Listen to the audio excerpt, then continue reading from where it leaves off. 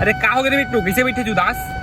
अरे भाई मैं बहुत बड़ी प्रॉब्लम में फंस गया यार, का करो कुछ समझ नहीं आते।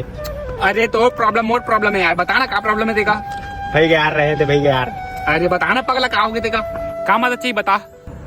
भाई ज्यादा बीड़ी पिए के कारण मोर फेफड़ा में धुआं जम गए और डॉक्टर मोला सिरप लिख के दिए है, लेकिन मोर पास पैसा नहीं है। हाँ तेरे पगला इतने कन बात पर रोद आज कितना का सिर्फ बता।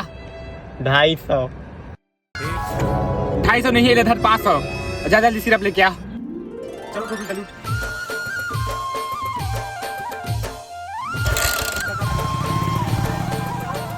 भैया मोला मोला अबे लाइन में लगा बे। भैया एक किलो बियर। एक थी मोरो गोवा के ले देना। हाँ भैया एक गोवा।